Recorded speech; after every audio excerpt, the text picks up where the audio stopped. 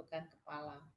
Maha besar Engkau Bapa yang kami sembah di dalam nama Tuhan Yesus. Kami sangat bersyukur dan berterima kasih untuk pada saat ini kami mau belajar kebenaran firman-Mu. Engkau mengirim anak-Mu terkasih, Ibu Pendeta Suryani ada di tengah-tengah kami yang akan mengajarkan kami tentang kebenaran-Mu ya Bapa. Bapa, berikan kami hati yang tunduk dan patuh, mau belajar, mau membuka hati, dan tolong Roh Kudus-Mu yang memampukan kami supaya kami bisa ditolong untuk mencerna setiap makanan rohani yang akan kami terima.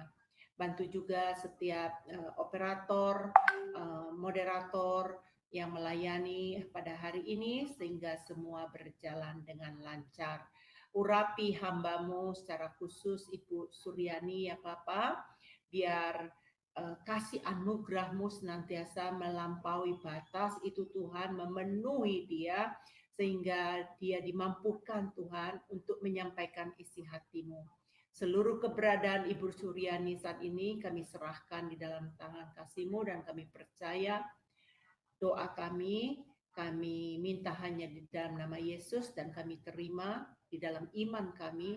Haleluya. Amin.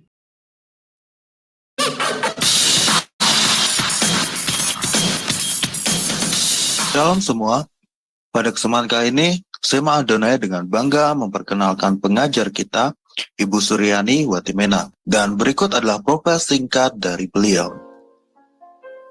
Ibu Pendeta Dr. Suryani S. Watimena, MTH, lebih dikenal dengan nama Suryani Pantau.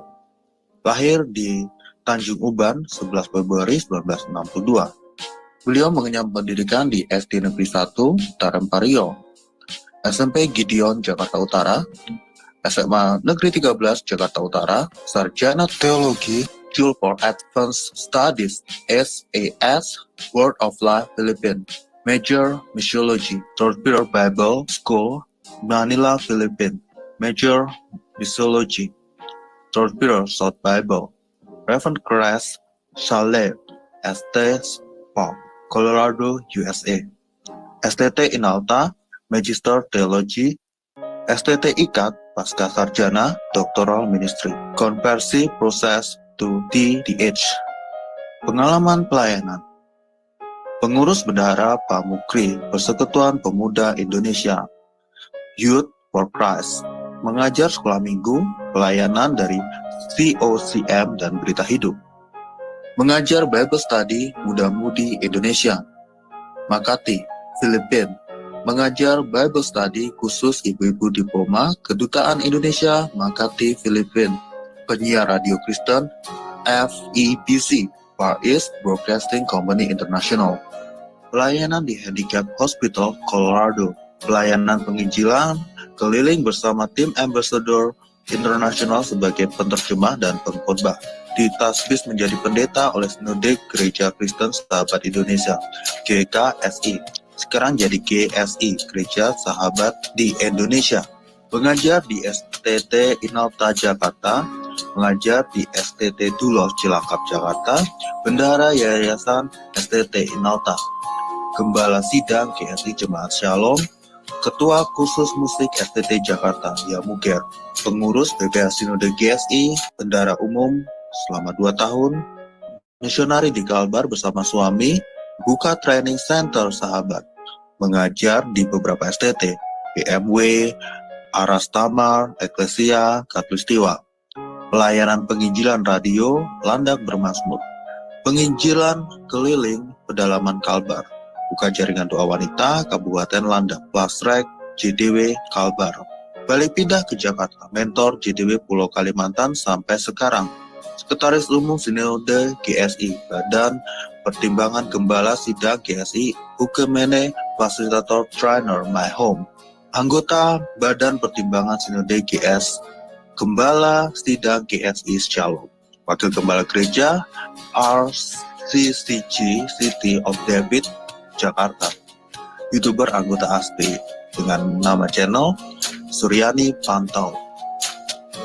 Dari Zoom Sema Adonai terus menyuarakan pengajaran firman Tuhan yang membangun iman para narasumber. Oke, selamat malam teman-teman semua di mana saja Anda berada, yang ada di ruang Zoom dan juga di beberapa kota dan negara ya. Puji nama Tuhan, baik yang ada di dalam dan di dalam luar negeri. Nah, hari ini, malam ini sungguh bersyukur kita beri kesempatan lagi sebelum kita tidur ya di Indonesia. Tapi kalau yang ada di Amerika baru bangun tidur ya. Ya, kita akan mendengar firman Tuhan sebagai pedoman dalam hidup kita. Mari kita berdoa terlebih dahulu. Terima kasih Tuhan untuk firman-Mu yang luar biasa yang kami akan dengar. Kami minta Allah Roh Kudus menyingkapkan kebenaran-Mu, supaya kami dapat mengerti Tuhan, supaya kami dapat bertumbuh di dalam kebenaran. Firman-Mu ya Tuhan, pakai hamba urapi dengan kuasa-Mu, supaya setiap kata kalimat yang keluar sesuai dengan kehendak-Mu. Berfirmanlah Tuhan dalam nama Yesus, haleluya, amin. Saudara yang kekasih, mari kita membuka Alkitab kita dari 2 Korintus pasal 5 ayat yang ke-17. 2 Korintus 5 ayat 17 demikian bunyinya. Jadi siapa yang ada di dalam Kristus, ia adalah ciptaan yang baru. Yang lama sudah berlalu, sesungguhnya yang baru sudah datang. Sekali lagi, jadi siapa yang ada dalam Kristus, ia adalah ciptaan yang baru. Yang lama sudah berlalu, sesungguhnya yang baru sudah datang. Nah, siapakah yang ada dalam Kristus ini yang dimaksudkan firman Tuhan? Nah, mereka yang ada dalam Kristus ini adalah mereka orang-orang yang telah diselamatkan, orang-orang yang telah dilahirkan kembali. Jadi kita adalah ciptaan baru yang telah mengalami kelahiran kembali. Hanya di dalam Kristus saja kita dijadikan baru. Yang lama sudah berlalu, sesungguhnya yang baru sudah datang. Nah, saudara, jika ada yang baru, berarti ada yang lama. Nah, apa yang dimaksudkan dengan yang lama?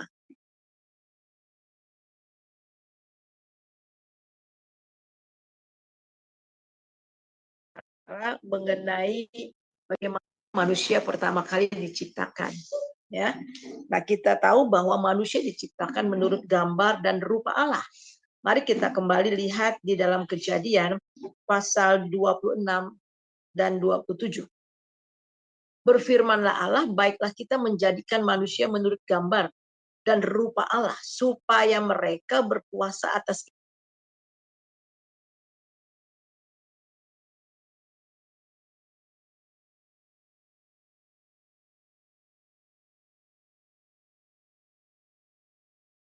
Kemudian ayat yang ke-27, maka Allah menciptakan manusia itu menurut gambarnya. Menurut gambar Allah diciptakannya dia laki-laki dan perempuan.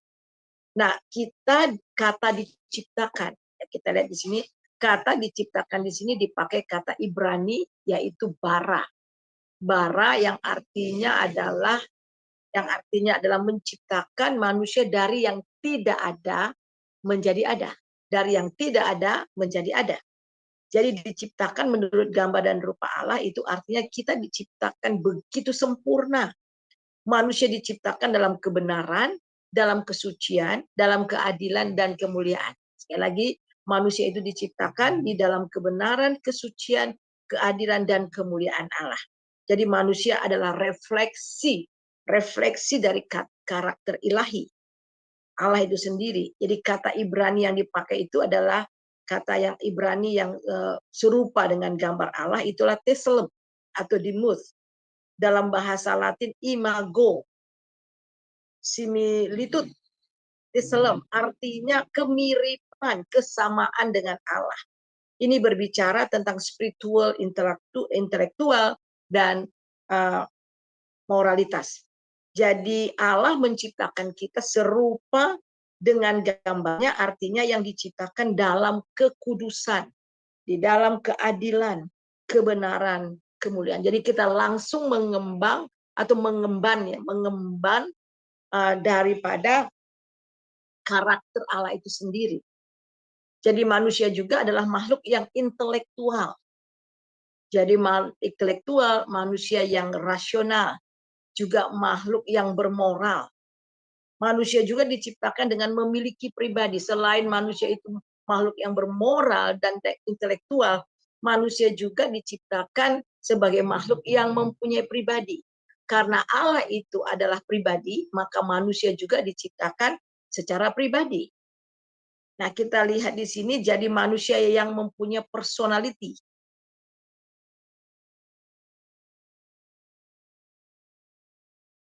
Keinginan, kehendak. Jadi juga manusia mempunyai kesadaran akan diri sendiri. Karena dia adalah seorang pribadi. Oleh sebab itu semua tindakan-tindakan, keputusan-keputusan yang diambil telah lewat pertimbangan-pertimbangan lebih dahulu.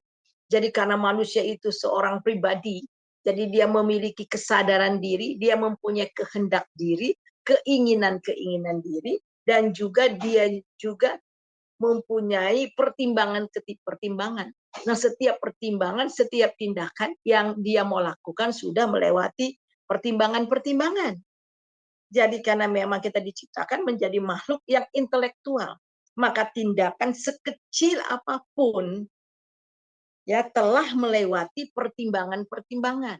Contohnya saya mau ke dapur, saya mau minum. Saya sudah haus ini, jadi saya ingin minum. Jadi saya mulai ada timbang, saya mau minum air hangat atau minum air dingin ya, atau saya mau minum sirup ya. Dan kemudian apa yang harus saya lakukan itu sudah pertimbangan. Semua yang kita lakukan semua sudah lewat pertimbangan. Jadi manusia menurut gambar dan rupa Allah itu artinya juga bahwa manusia itu adalah manusia yang bermartabat dan berakhlak. Bermartabat dan berakhlak. Jadi ini menunjukkan bahwa betul-betul manusia itu sempurna adanya ketika dia diciptakan. Nah, apa tujuan Allah menciptakan manusia sedemikian luar biasa? Yaitu agar manusia memuliakan Allah. Jadi manusia adalah makhluk yang paling sempurna dibandingkan dengan makhluk-makhluk yang lain. Atau ciptaan-ciptaan yang lainnya. Ciptaan-ciptaan lainnya. Karena manusia ada refleksi dari karakter Allah itu sendiri. Nah, kita melihat jadi tujuan Allah menjadikan manusia itu adalah untuk kemuliaannya. Kita baca di dalam Yesaya pasal 43, mungkin bisa ditayangkan. Yesaya 43 ayat yang ke-7. Ya, Yesaya 43 ayat yang ke-7 demikian bunyinya. Yesaya 47 ayat 43 ayat 7. Semua orang yang disebut dengan namaku yang kuciptakan untuk kemuliaanku, yang kubentuk dan yang kujadikan. Jadi sekali lagi, semua orang yang disebut dengan namaku, yang kuciptakan untuk kemuliaanku, yang kubentuk dan yang kujadikan. Jadi sini jelas bahwa tujuan Allah menciptakan manusia begitu sempurna yang luar biasa. Satu, untuk kemuliaannya. Karena kita ini adalah refleksi daripada kemuliaan Allah itu sendiri.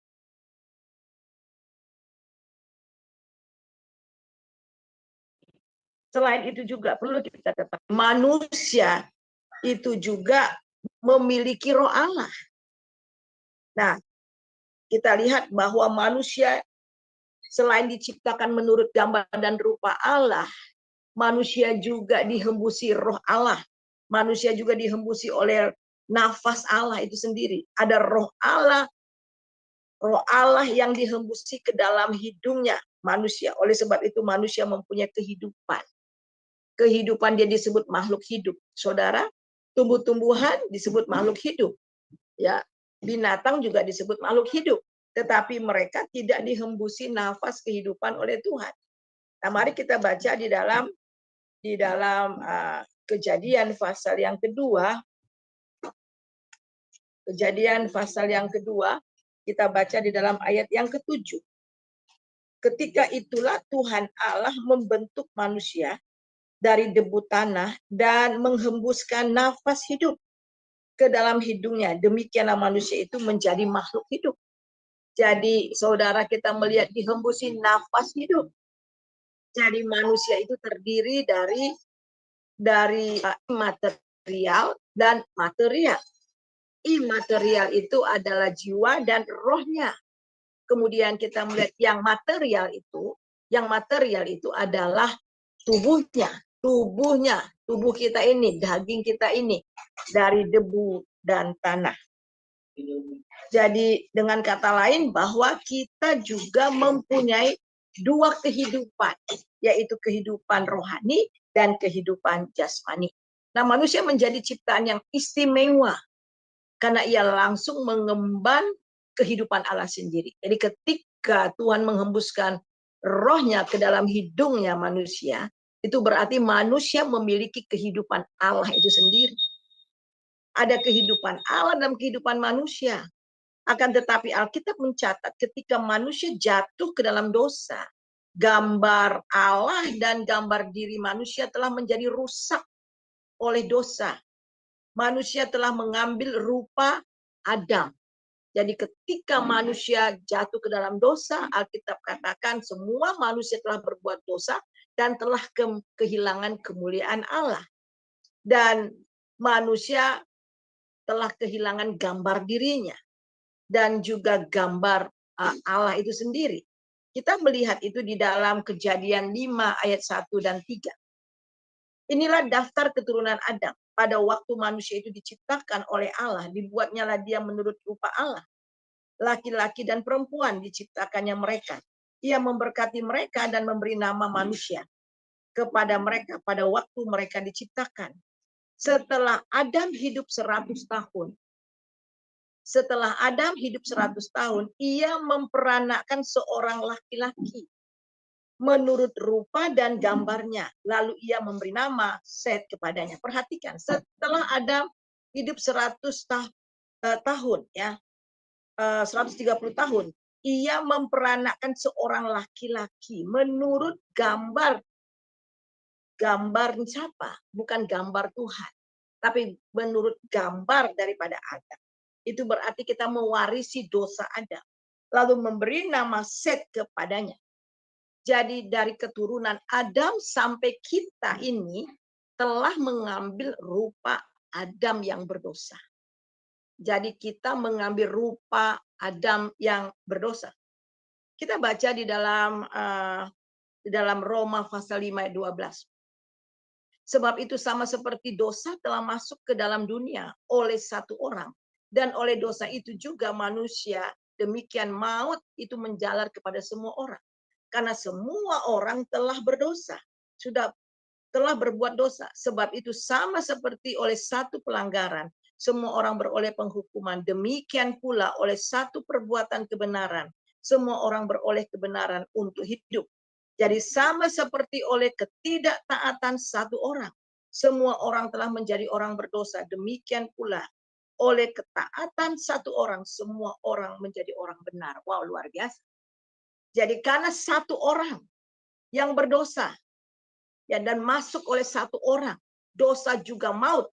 Demikian juga maut menjalar ke semua orang. Karena satu orang, Adam. Adam itu mewakili seluruh umat manusia di dunia. Sebab itu sama seperti satu pelanggaran. Semua orang beroleh penghukuman. Demikian pula oleh satu perbuatan. Karena satu orang berdosa, semua orang berdosa. Satu orang dihukum maut, semua orang dihukum maut. Tetapi karena satu orang yang benar, ya, satu orang yang benar, yang tidak berdosa, yang taat, semua orang boleh diselamatkan. Wah, luar biasa. Jadi Yesus adalah Adam kedua. Ya, Adam kedua, dia yang benar supaya kita semuanya juga dibenarkan oleh dia, oleh Allah sendiri. Nah, Allah tidak pernah gagal. Saudara perhatikan di sini bahwa Allah tidak pernah gagal dalam rencananya. Walaupun iblis telah memporak-porandakan kehidupan manusia. Kehidupan manusia telah hancur. Manusia telah rusak secara rohani. Dan banyak hal. Akan tetapi Tuhan tetap pada rencana yang semula. Dan ia mau agar manusia tetap memancarkan kemuliaannya. Karena itu dengan caranya sendiri ia datang ke dalam dunia dan menjadi manusia. Sebab itu mengapa Yesus datang dalam bentuk dan rupa manusia?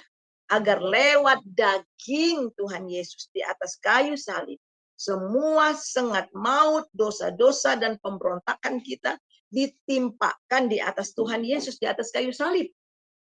Juga termasuk dosa dari keturunan Adam yang kita dapat. Ini juga telah dihancurkan di atas kayu salib. 2 Korintus 5:21, dia yang tidak mengenal dosa telah dibuatnya menjadi berdosa karena kita, supaya dalam dia kita dibenarkan oleh Allah.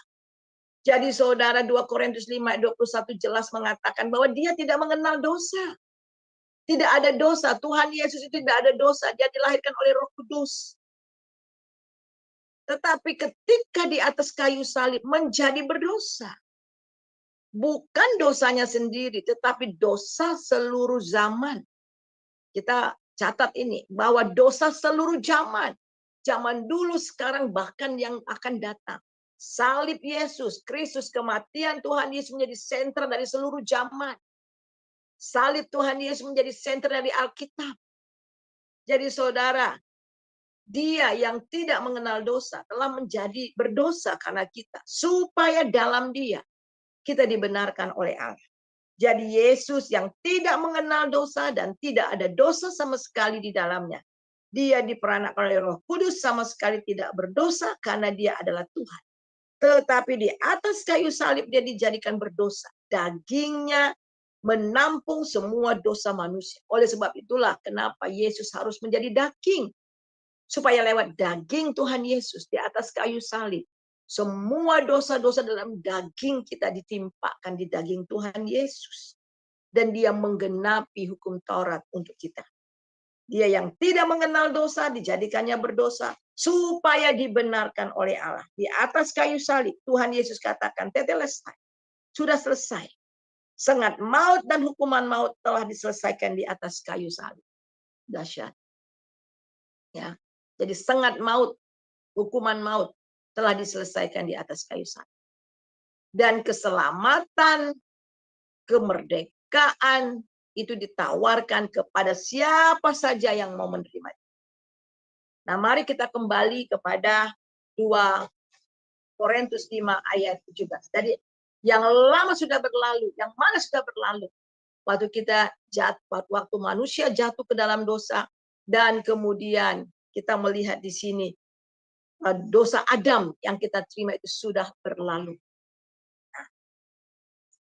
Siapa yang ada dalam Kristus? Siapa di sini adalah orang-orang yang telah menerima tawaran Tuhan tentang hidup yang kekal di dalam Tuhan, yang telah memilih percaya, mereka lah yang menjadi ciptaan yang baru. Jadi ciptaan yang lama yang kita miliki dari Adam tidak lagi berlaku atas kita. Jadi rupa dari Adam, rupa dan gambar dari Adam tidak kita miliki lagi di dalam Kristus. Jadi di dalam Yesus Kristus kita mendapatkan hidup yang baru. Kita mendapatkan hidup yang baru.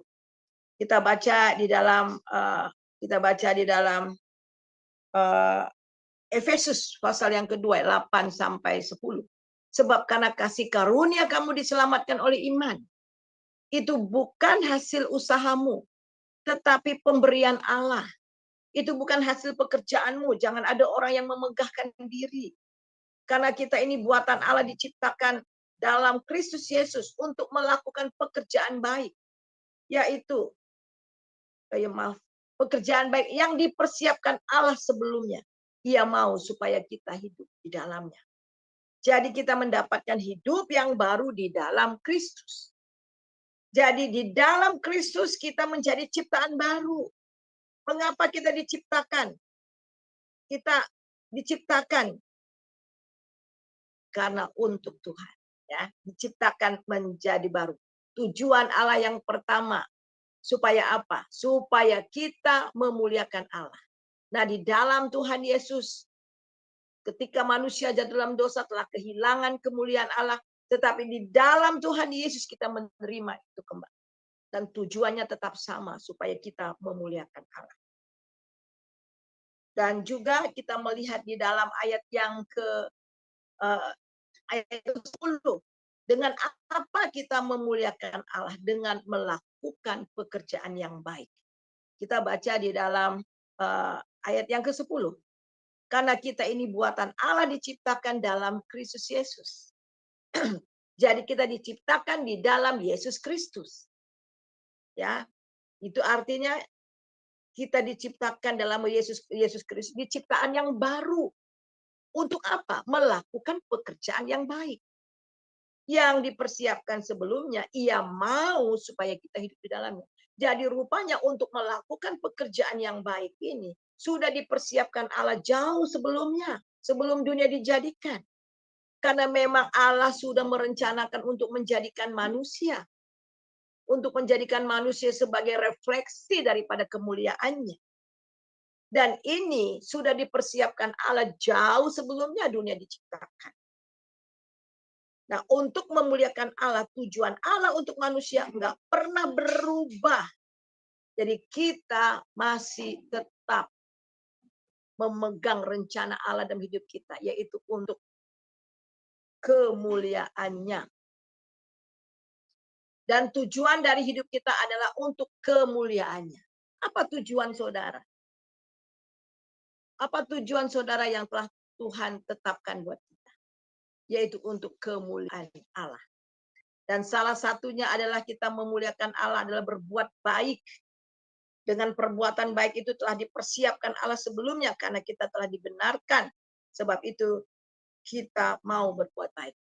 Nah saudara, kita harus tahu, kita diselamatkan bukan karena perbuatan baik kita. Kita diselamatkan karena iman kita semata-mata kepada Tuhan. Jadi kita tidak diselamatkan karena perbuatan baik. Perbuatan baik yang dari daging ini tidak berkenan kepada Allah. Tidak berkenan kepada Allah. Semua dianggap sampah perbuatan baik. Tetapi ketika kita percaya Yesus, ketika kita sudah menjadi anak Allah, ketika kita menerima Roh Kuduslah yang memperbaharui hidup kita dari dalam. Kita mendapatkan hidup yang baru. Nah, oleh sebab itu ada perbuatan-perbuatan baik yang dihasilkan oleh Roh Kudus. Sebab itu di dalam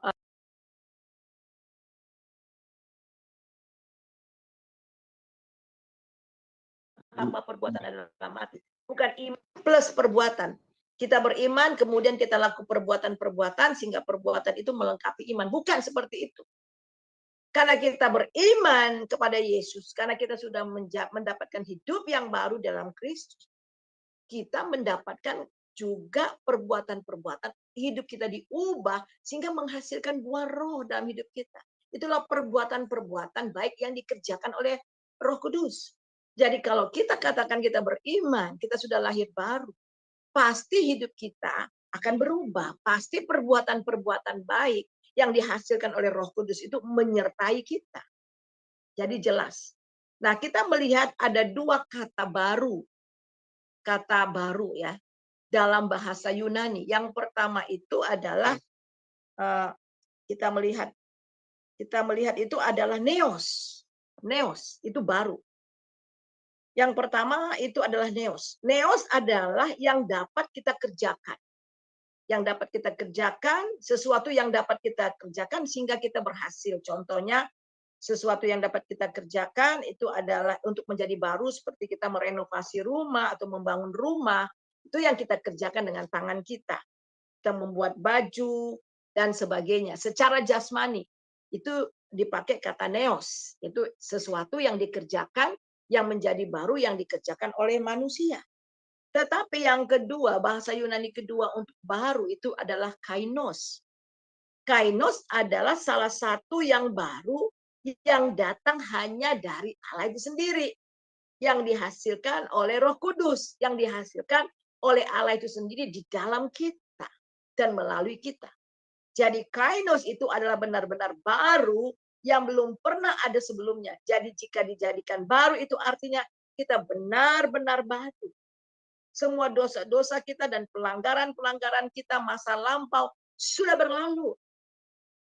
Jadi sejauh timur dari barat kau membuang dosaku. Timur dan barat bisa ketemu?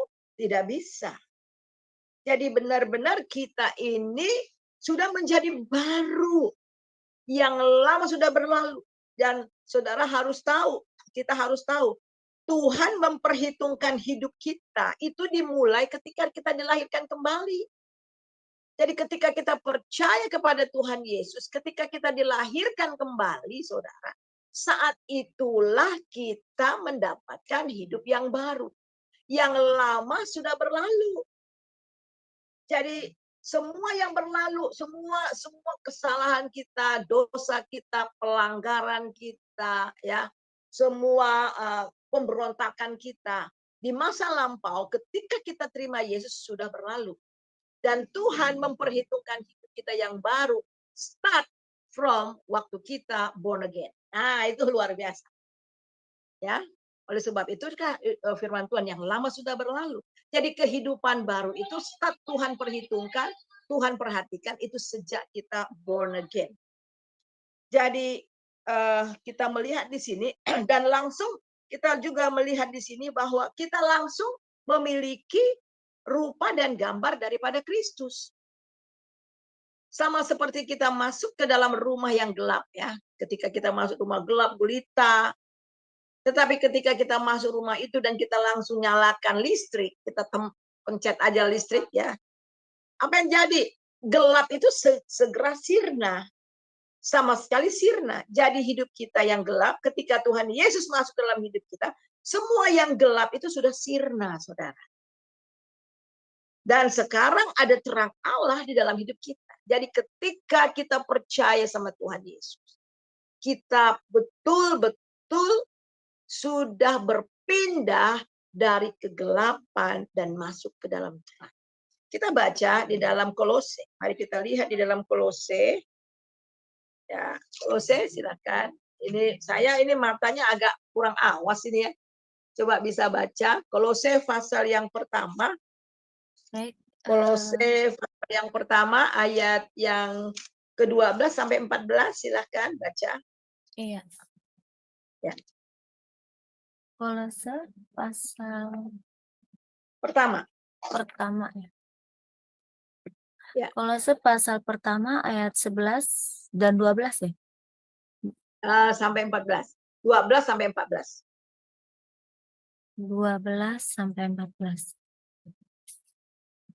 Dan mengucap syukur dengan sukacita kepada Bapa yang melayakkan kamu untuk mendapat bagian dalam apa yang ditentukan untuk orang-orang kudus di dalam kerajaan terang.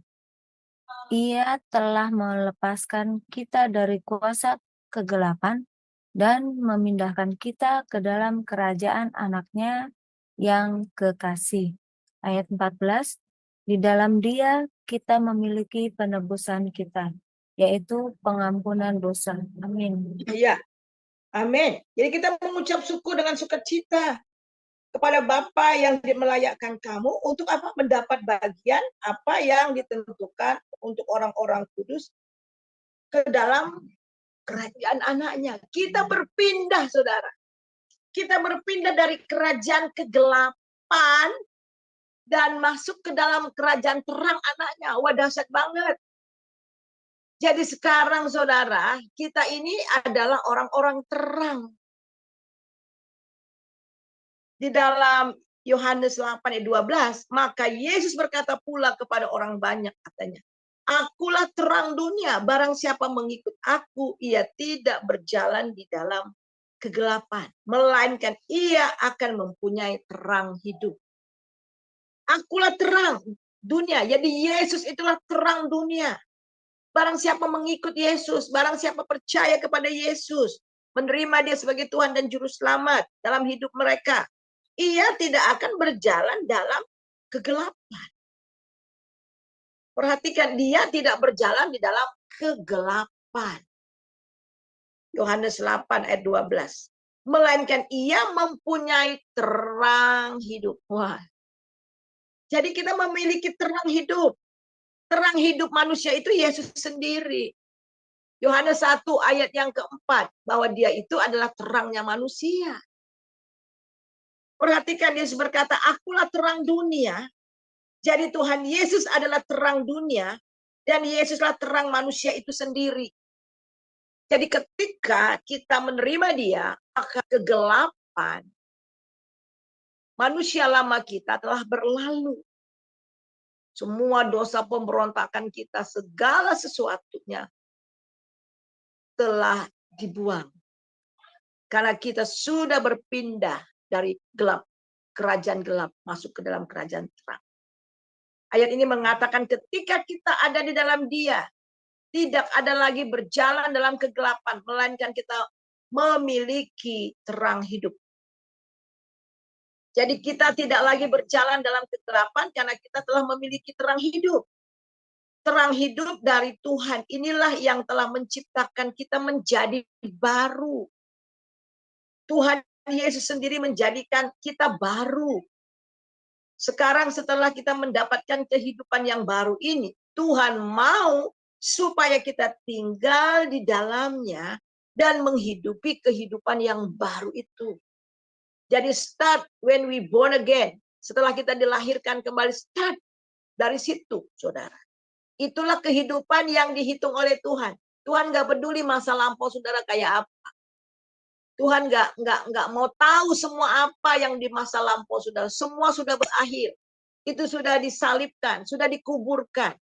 Hidup saudara start dari kita percaya Tuhan. Nah, kita sekarang telah memiliki terang hidup itu. Dan Tuhan mau supaya kita tetap tinggal dan menghidupi kehidupan yang baru dan hidup di dalam terang itu. Kita tidak boleh lagi kembali kepada kegelapan. Saya katakan di muka tadi bahwa manusia diciptakan sebagai seorang pribadi. Dan posisi kita di dalam Tuhan sudah aman. Karena posisi kita adalah sebagai ciptaan yang baru. Nah, sekarang ada orang banyak katakan, buktinya orang sudah lahir baru. Pengalaman saya, Bu, saya sudah bertobat, sudah terima Tuhan Yesus. Tapi saya masih susah bergumul atas dosa-dosa saya. Sulit sekali, ada dosa-dosa yang masa lampau. Nah, kita lihat di sini, roh kita, ketika kita dilahirkan kembali, roh kita langsung dihidupkan. Tetapi jiwa kita, pikiran, perasaan, dan tindakan kita. Nah, inilah proses. Diproses oleh Tuhan. Supaya kita memiliki pikiran Kristus, perasaan Kristus, tindakan-tindakan Kristus. Di dalam 9 buah roh itu adalah kita memiliki pikiran Kristus, perasaan Kristus, dan tindakan Kristus. Nah, ini proses. Nah, proses dimulai. Perjalanan kehidupan yang baru itu dimulai. Ya, sebab itu firman Tuhan katakan kehidupan yang baru kita harus seperti bayi yang haus akan susu. Ya, supaya kita bertumbuh. Tidak mungkin seorang bayi bisa bertumbuh tanpa susu.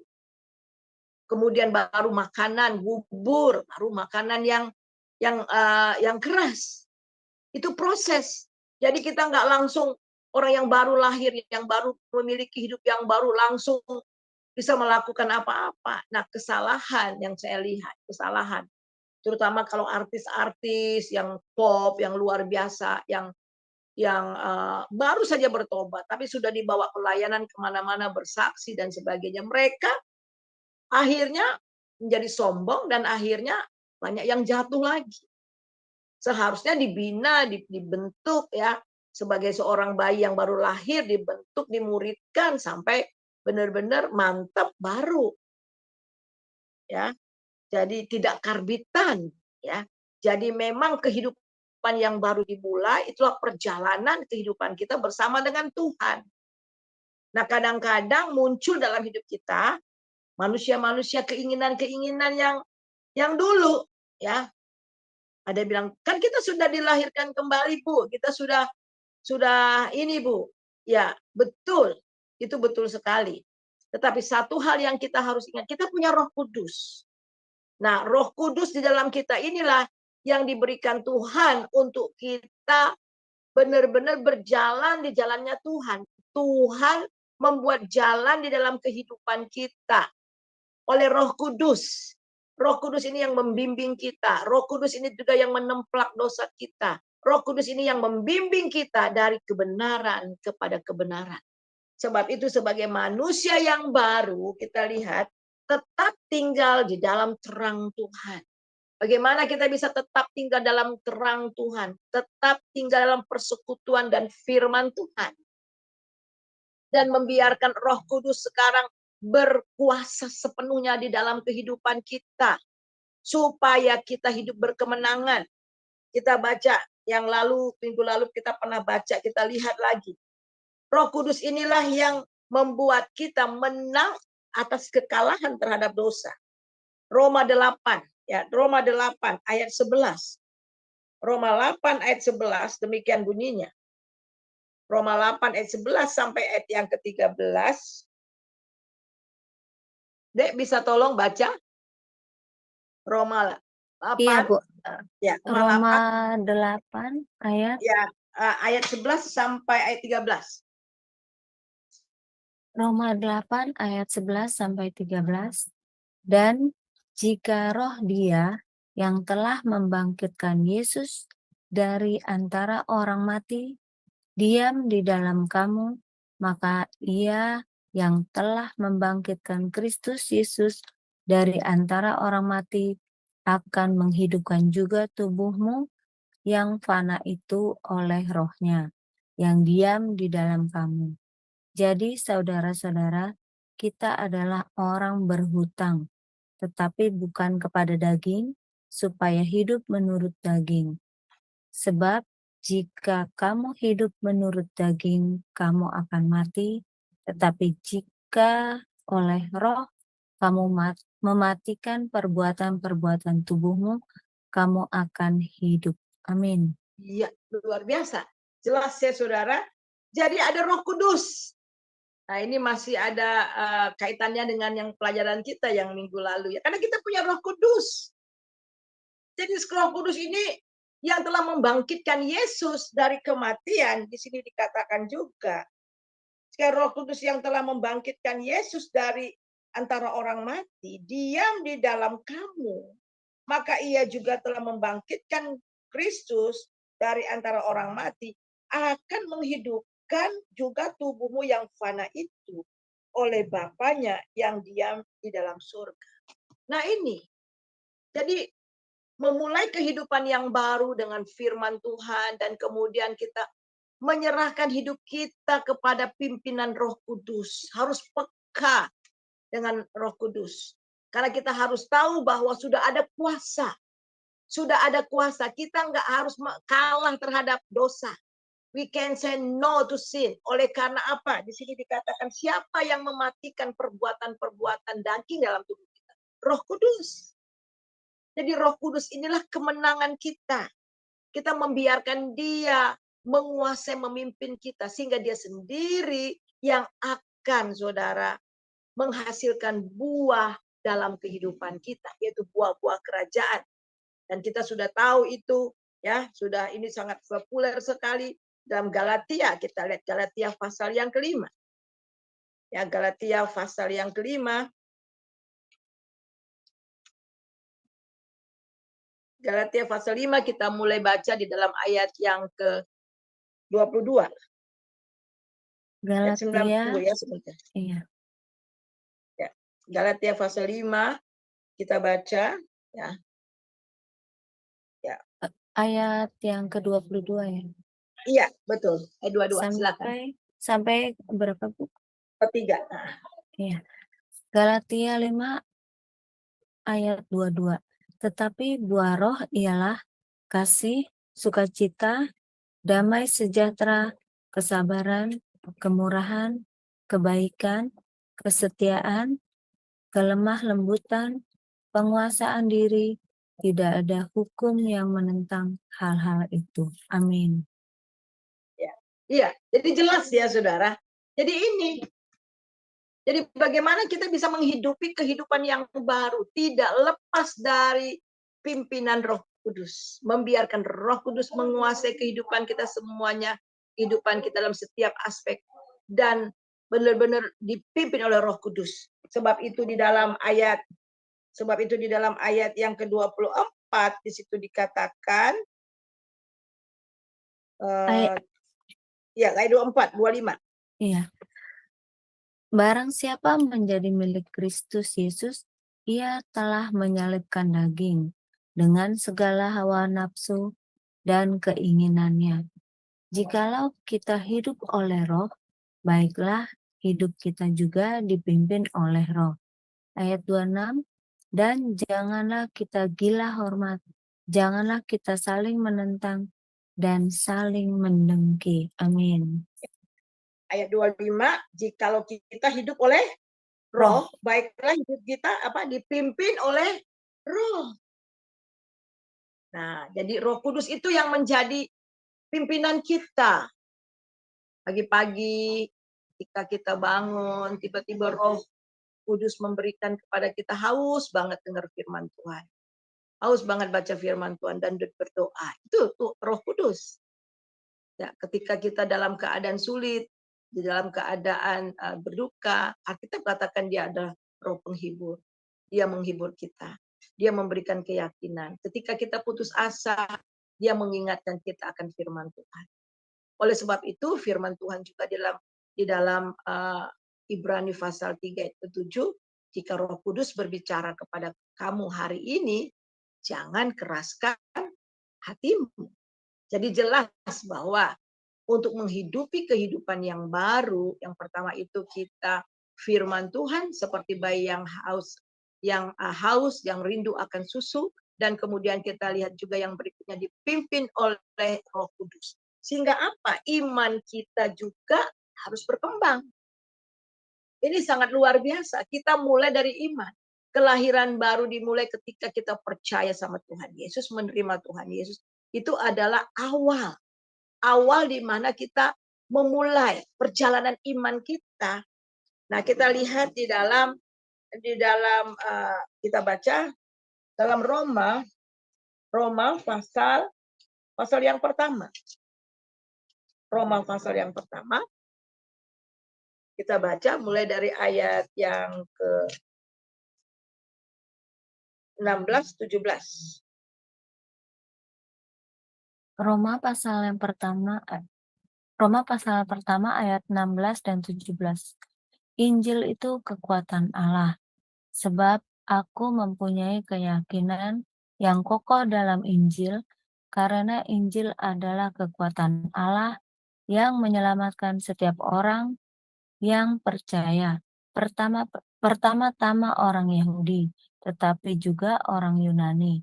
Ayat 17, sebab di dalamnya nyata kebenaran Allah yang bertolak dari iman dan memimpin kepada iman. Seperti ada tertulis, orang benar akan hidup oleh iman. Amin. Ya, amin. Sebab di dalam dia nyata kebenaran Allah yang bertolak dari iman. Ini adalah bertolak dari iman, itu adalah iman pertobatan. Ketika kita percaya sama Tuhan, itu iman pertobatan. Jadi tidak sampai di situ. Iman itu tidak statis, tapi iman itu adalah dinamis. Dia akan bergerak terus. Sehingga di sini dikatakan bertolak dari iman, dipimpin kepada iman. Kita akan dipimpin kepada iman. Seperti ada tertulis, orang benar akan hidup oleh iman. Sehingga terus menerus dari bertolak daripada iman, dipimpin kepada iman, dan akhirnya orang benar akan hidup oleh iman. Jadi untuk menghidupi kehidupan yang baru ini adalah dari iman kepada Yesus. Dan siapa yang menyempurnakan iman kita itu? Yesus sendiri, Tuhan Yesus sendiri. Coba kita baca dari Ibrani pasal 12. Ibrani pasal 12, kita baca ayat yang kedua. Silakan, Dek. Ibrani pasal yang ke-12, ayat yang kedua ya, Bu? Ya. Marilah kita melakukannya dengan mata yang tertuju kepada Yesus, yang memimpin kita dalam iman, dan yang membawa iman kita itu kepada kesempurnaan, yang dengan mengabaikan kehinaan tekun memikul salib, ganti sukacita yang disediakan bagi Dia yang sekarang duduk di sebelah kanan tahta Allah. Amin. Jadi dengan mata yang tertuju. Jadi benar-benar Kristus harus menjadi pusat. Tuhan Yesus harus menjadi pusat tujuan hidup kita. Jadi kita terus memandang kepada dia dalam perjalanan kehidupan kita, mengarungi kehidupan yang baru ini. Harus dengan mata yang terus tertuju kepada Kristus. Ada banyak orang akhirnya tidak lagi tertuju pada Kristus dan akhirnya jatuh, saudara. Kalau seorang pelari yang sedang bertanding, kemudian dia lihat ada temennya, ada saudaranya, ada tantenya, ada omnya yang sedang nonton. Kemudian dia kasih halo, sambil lari halo, enggak nyampe. Tetapi ketika seseorang berlari, dia langsung terus menuju kepada benar-benar langsung dia melihat ke garis finish. Dia melihat dengan mata yang tertuju kepada di depan golnya. Nah, sebab itulah Paulus katakan, aku melupakan apa yang ada di belakangku dan berlari-lari menuju tujuan. Panggilan Tuhan, mata yang tertuju terus pada Tuhan. Sehingga iman kita, ya dengan iman, sehingga iman kita itu, Tuhan Yesuslah yang membawa iman kita kepada kesempurnaan. Wow, dahsyat banget. Jadi bukan kita, tetapi Yesus sendiri yang membawa iman itu kepada iman kita, kepada kesempurnaan. Sehingga kita growing terus di dalam Dia. Jadi iman itu harus bertumbuh. Bukan orang yang baru lahir kemudian tidak bertumbuh. Ada banyak orang KKR dan lakukan KKR dan kemudian maju ke depan, katanya terima Tuhan Yesus. Besok-besok hidupnya tetap sama. Nggak ada berubah. Nyolong tetap nyolong. Suka menghina orang tetap menghina orang. Itu nggak benar. Kalau dia benar-benar mengalami kelahiran baru, sudah ada Roh Kudus di dalam dia, pasti dia berubah. Perubahan itu dari dalam. Yang walaupun mungkin dalam perjalanannya kadang-kadang dia jatuh, tapi dia tidak tinggal di situ. Orang Kristen yang sudah lahir baru tidak akan tenang hidupnya kalau dia terus melakukan dosa. Nah, ini yang kita harus sadari. Dan kemudian kita melihat juga di dalam 2 Petrus. Di dalam 2 Petrus pasal yang ke-5 sampai ayat yang ke-7 dan kita lihat 2 Petrus pertama ayat yang ke-7 sampai ayat 1 Petrus 2 ya. Petrus 2. Boleh ada ayat yang ke-5 deh, tolong baca. Iya. Sampai ayat yang ke-9 ya. 1 Petrus 2 ya, Bu? Ya. 1 Petrus 1. Oh, 1 Petrus. Maaf, 2 Petrus 1. Maaf salah. 2 Petrus 1. 2 Petrus 1 ayat yang ke-5 sampai ayat yang ke-9. 2 Petrus 1 ayat yang ke-5 sampai ke-9.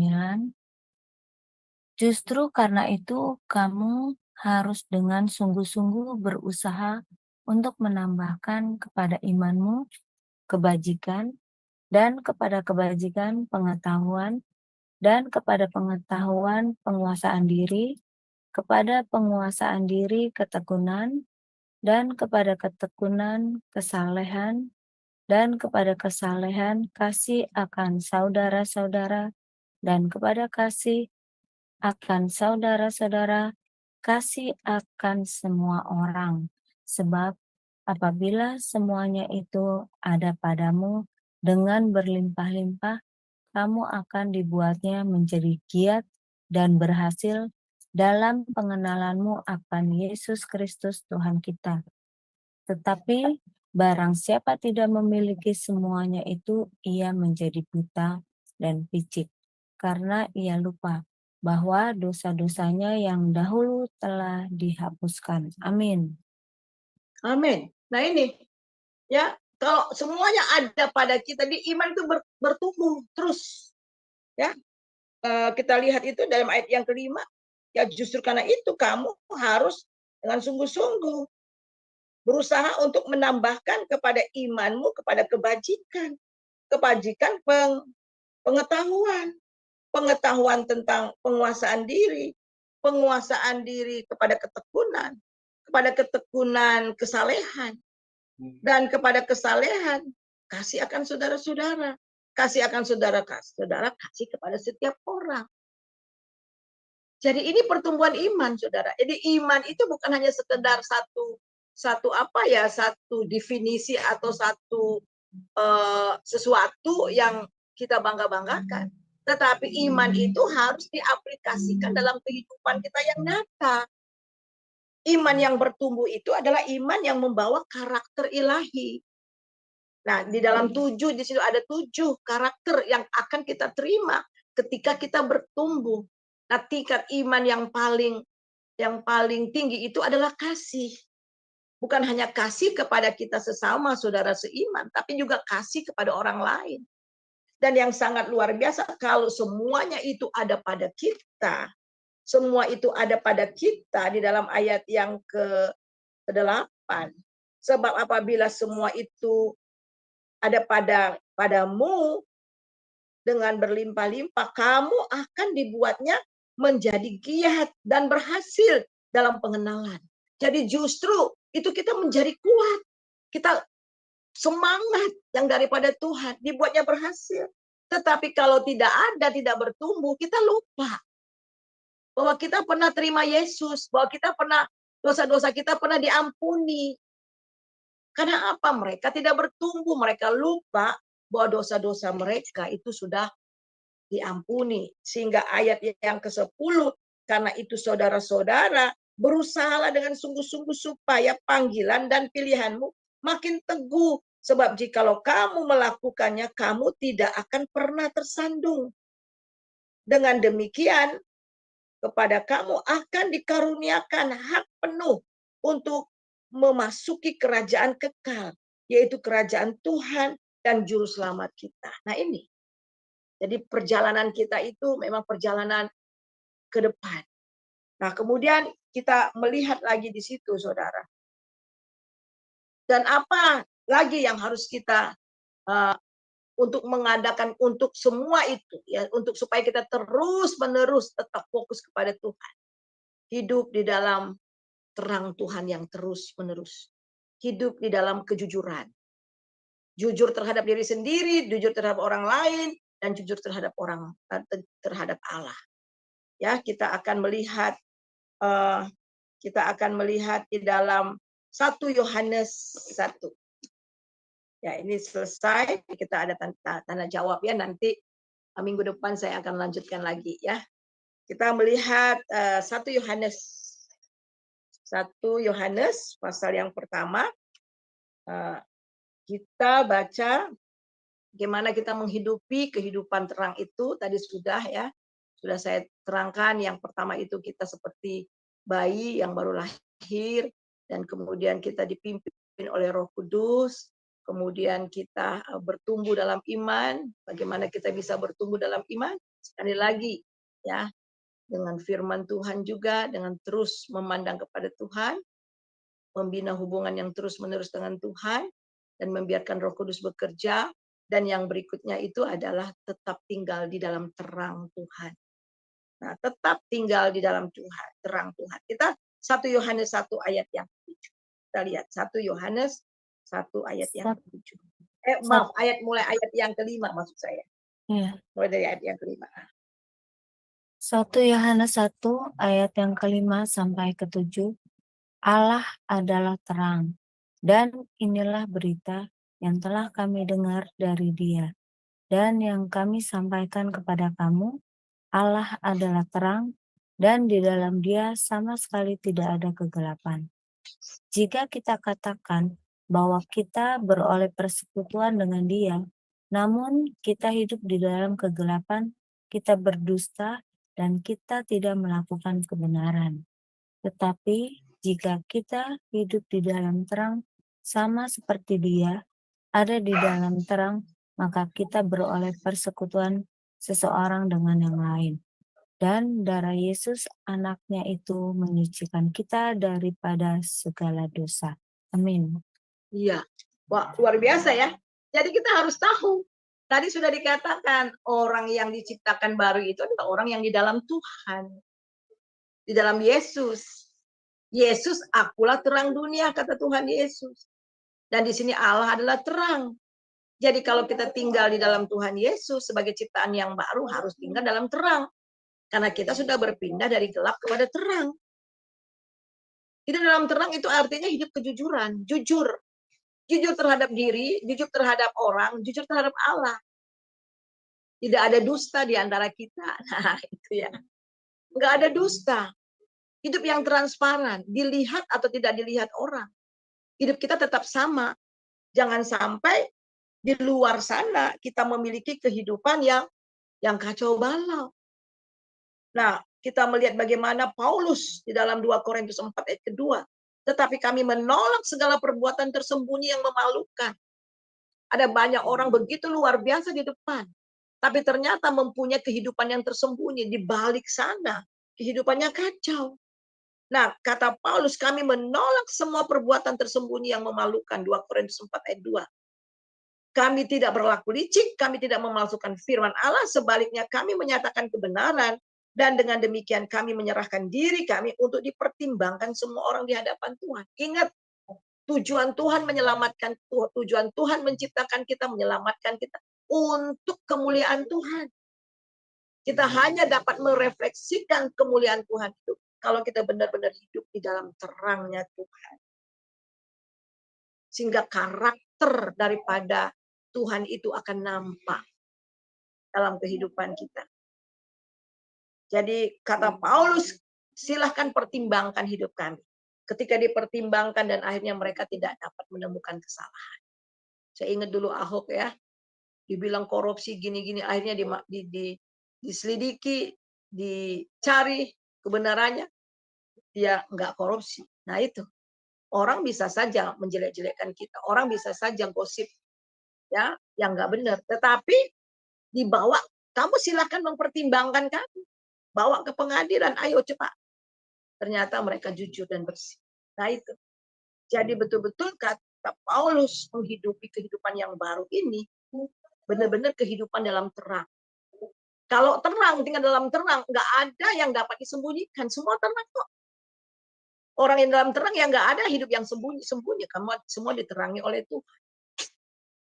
Ya, jadi tidak ada dusta lagi juga dalam kehidupan. Karena ada kejujuran satu dengan yang lain, dan di sini dikatakan ayat, kita baca di dalam ayat yang ke-5 ini jelas. Allah adalah terang, dan di dalam dia sama sekali tidak ada kegelapan. Jika kita katakan bahwa kita beroleh persekutuan dengan yang lain, namun kita hidup dalam kegelapan, kita berdusta dan tidak melakukan kebenaran. Ketika kita bertobat terima Yesus, kita bukan hanya person sendiri, tapi kita menjadi satu tubuh Kristus dalam satu persekutuan komunitas. Dan kalau kita katakan kita memiliki persekutuan, tetapi kita hidup dalam kegelapan, kita berdusta. Kita menipu diri kita sendiri.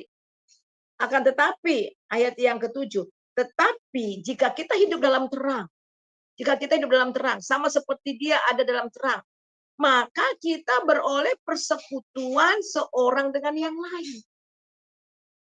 Bukan hanya kita memperoleh persekutuan dengan Tuhan dengan baik, tetapi persekutuan kita dengan satu dengan yang lain dan yang luar biasa. Dan darah Yesus anaknya itu menyucikan kita daripada segala dosa. Jadi kita diproses terus dan darah Yesus terus-menerus menyucikan kita daripada segala dosa kita.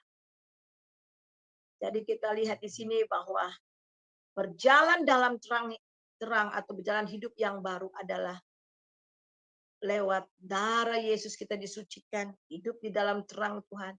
Darah Yesus telah menyucikan kita dan kita juga harus hidup di dalam kekudusan. Jadi hidup dalam terang itu jujur, hidup dalam kejujuran dan hidup di dalam kekudusan. Ya, karena ketika kita hidup dalam terang, maka terang itu yang menyinari kita dan dosa kita tidak ada satupun yang dapat tersembunyi dan terang itu akan menyatakannya. Ya, itu saja pelajaran kita pada hari ini. Di minggu depan kita akan lanjutkan lagi ya. Kita akan lanjutkan lagi dalam kehidupan ini part 1 ya, part 1 ya. Kehidupan menghidupi kehidupan baru dalam Tuhan. Part 2-nya nanti minggu depan kita akan dengarkan lagi ya. Mari kita berdoa. Terima kasih Tuhan untuk kebenaran firman-Mu. Kami sungguh bersyukur. Siapa kami Tuhan? Manusia yang sempurna yang diciptakan. Tapi karena dosa telah kehilangan kemuliaan Allah. Tapi di dalam Yesus kami menerima kemuliaan itu kembali. Kami mengucap syukur karena ada Roh Kudus dalam hidup kami. Ada kehadiran Allah dalam kehidupan kami lewat Roh Kudus. Roh Kudus inilah yang memberi kemenangan kepada kami atas melawan dosa. Melawan banyak persoalan hidup kami. Dan biarlah Tuhan kami mau seperti seorang bayi yang sangat rindu akan susu. Dan susu yang murni Tuhan. Setiap hari kami bisa berkata, kering jiwa-jiwaku merindukan akan titah-titah-Mu. Dan biarlah kami juga ya Tuhan mau rendah hati membiarkan Roh Kudus bekerja sepenuhnya. Sehingga kami dibina, dituntun dari waktu ke waktu oleh Roh Kudus. Sehingga kami terus diperbaharui dari hari ke hari. Dan Tuhan terima kasih supaya iman kami bertumbuh Tuhan di dalam kebenaran Tuhan. Dan biarlah kami tetap hidup di dalam terangnya Tuhan. Sehingga kami tidak hidup kompromi terhadap dosa. Tetapi benar-benar hidup layak di hadapan Tuhan dan berkenan kepadamu. Sehingga hidup kami boleh menjadi terang bagi orang-orang yang ada di sekitar kami. Terima kasih Bapa, di dalam nama Yesus Tuhan kami berdoa. Haleluya. Amin. Ya, silakan. Amin. Terima kasih Ibu. Wah, luar biasa ya. Pada malam hari ini pengajarannya benar-benar kita sudah menjadi ciptaan baru. Sebagai anak-anak Tuhan, kita harus melatih diri untuk mengembangkan kebiasaan-kebiasaan hidup yang benar, Ibu ya, yang sesuai dengan firman Tuhan. Karena kita harus menjadi Kristus sebagai teladan dalam segala hal. Seperti yang di ini ya, di 2 Korintus ini ya Bu ya. Yang lama sudah berlalu, sesungguhnya yang baru sudah datang. Sudah datang. Iya, baik. Kita akan berikan waktu untuk yang bertanya atau yang mau diskusi. Sebelumnya resign dulu ya. Ini ada Ibu Rahel. Silakan Ibu Rahel. Shalom Ibu Suryani, selamat malam. Ya, shalom. Shalom. Sehat selalu ya Ibu di dalam puji Tuhan. Tuhan. Tuhan. Ya. Ibu, saya ini dengan pencerahan Ibu tentang terang dunia ini, Bu, Tuhan Yesus, saya mengalaminya, Bu. Jadi saya 2010 itu saya ikutan teman saya masuk gereja karena keinginan saya, tetapi waktu di dalam gereja itu saya diusap kepala saya dengan dikatakan, aku menyayangimu. Waktu saya keluar dari gereja baru saya lihat betapa terangnya dunia ini. Jadi saya belum ngerti waktu itu, Bu. Ternyata di mata saya waktu sebelumnya itu kan saya muslim, Bu ya. Saya bilang, oh waktu kemarin itu saya tuh tidak melihat terang ini karena ada kayak selaput di mata saya gitu, Bu ya. Ini menurut saya waktu itu ya. Saya bilang, Bu, itu terangnya dunia ini. Nah, setelah saya mengerti firman Tuhan itu baru saya, oh begitu gitu loh, Bu. Dan saya merasakan pertumbuhan iman saya karena saya mau percaya Tuhan Yesus. Jadi Roh Kudus membimbing saya terus, Bu, untuk belajar, mendengarkan firman, mendengarkan khotbah, dan membaca Alkitab, Bu. Puji Tuhan, Bu, saya memang sangat menginginkan saya bisa menjadi lama-lama mengerti isi Alkitab, saya bisa lebih paham lagi, jadi saya bisa sharing dengan teman-teman yang saya sekarang ini sudah saya mulai, Bu. Memang Tuhan Yesus itu luar biasa, Bu ya. Terang dunia itu memang benar-benar di mata kita terlihat terang dan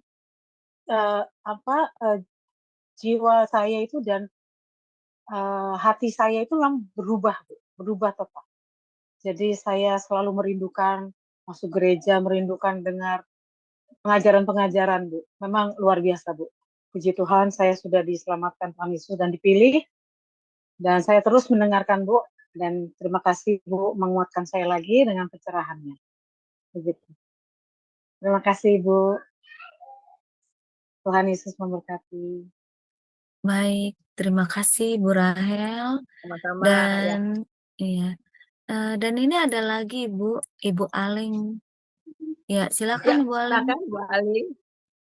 Malam, Ibu Suryani, selamat malam. Malam. Ini Ibu, saya mau menanyakan, kan tadi Ibu bilang bahwa kita itu kita harus hidup dalam kehidupan yang baru. Yang saya mau tanyakan Bu, apakah setelah kita hidup dalam kehidupan yang baru, kita bisa menghapus ini kutuk keturunan dalam keluarga ya Bu? Kan ada tubuh keturunan gitu, maksudnya yang membuat kehidupan orang itu yang selalu di dalam kutuk gitu, seperti itu Ibu. Apakah kita harus benar gitu, mengikuti firman gitu, apakah kita bisa terlepas dari kutuk itu Ibu? Iya, itu pertanyaan saya. Terima kasih. Iya. Ya, di dalam Tuhan Yesus ya, ketika kita percaya kepada Tuhan Yesus, semua kutuk-kutuk yang kita terima dari Adam, ya kita terima dari Adam, itu semuanya dipatahkan. Semua sudah dihancurkan, sudah lunas, dibayar. Nah, tetapi kita melihat di sini, memang dalam perjalanan kehidupan kita, kadang-kadang ada yang kita bikin covenant. Covenant itu perjanjian. Misalnya nenek moyang kita itu ada perjanjian dengan kuasa kegelapan. Nah, perjanjian itu harus diputuskan, harus dipatahkan. Saya ingat dulu kan waktu saya masih kecil, ini pengalaman pribadi saya. Waktu saya masih kecil, kami itu tinggal di Riau, ya tinggal di Riau, Kepulauan Riau. Kemudian waktu umur saya masih sekitar 2 tahun, 1,5 sampai 2 tahun itu banyak sekali kematian-kematian anak bayi. Mati berturut-turut ya. Jadi papa saya ini, karena orang Ambon kan, papa saya ini jangan khawatir Neng, saya dipanggil Neng ya. Jangan khawatir Neng katanya, masih kecil. Neneng itu cucunya disebut cucu nama roh-roh jahat yang suka ganggu, yang mereka percayai ganggu anak-anak ini yang mengakibatkan kematian gitu kan. Kemudian mulai saat dia katakan, papa saya katakan bahwa saya cucu dari roh ini, aneh, terjadi keanehan dalam hidup saya. Setiap jam 2 malam tuh saya minta, saya nangis, saya harus keluar. Saya harus keluar tempat di mana gelap-gelap gitu. Gelap-gelap, jadi tempat yang gelap-gelap saya suka. Dan kemudian itu masih kecil tuh, masih 2 tahunan ya. Kemudian ke tempat yang sumur yang kering, yang keruh itu ada gitu, yang dipercaya sama orang-orang situ. Nah itu akhirnya udah berlanjut sampai saya kan dewasa, sampai saya kuliah. Nah tapi yang paling aneh dalam kehidupan saya sudah jadi, karena kan kami dulu muslim, saya sudah jadi anak Tuhan, tetapi sewaktu-waktu saya selalu melihat orang besar sekali ya, orang besar tiba-tiba ada di samping saya kaget. Sampai saya sudah dewasa juga, saya kuliah di Filipina itu juga ya, tuh waktu-waktu tiba-tiba datang. Sampai ke Amerika juga ya, waktu saya kuliah itu juga datang. Saya tuh bingung, itu apa ya? Saya bilang aneh. Saya nggak ngerti itu apa ya. Nah, setelah saya menikah, umur 25 tahun saya menikah, itu jadi keanehan lagi. Keanehan, tiba-tiba saya cenderung mau bunuh diri, saya kemudian pada waktu sudah menikah gitu ya, saya dibangunkan malam-malam, disuruh bunuh dan sebagaimana suami saya dan sebagainya. Untung saya itu sudah dalam Tuhan, jadi sama tidak itu terlaksana ya, ambil pisau kemudian potong. Oh, pokoknya serem. Pergumulan saya berat sekali waktu baru-baru saya setelah selesai dari semuanya itu. Dan akhirnya papa saya dan kami pergi ke hamba Tuhan, yang memang doa pelepasan. Tiba-tiba papa saya ingat pada 25 tahun itu tertutup. Ingat kisah itu. Ya udah pemutusan. Pemutusan di dalam nama Tuhan Yesus, dalam nama Tuhan Yesus, saya putuskan, saya sangkal, saya bukan cucu yang disebut orang itu ya, cucu ini, tetapi saya adalah milik daripada Yesus. Ya udah nggak pernah lagi itu terjadi. Nah itu. Jadi ada sesuatu yang kita secara pribadi covenant, kita membuat satu perjanjian. Saya berserah karena kamu, kamu tolong saya. Nah itu perjanjian, nah janji itu harus diputuskan.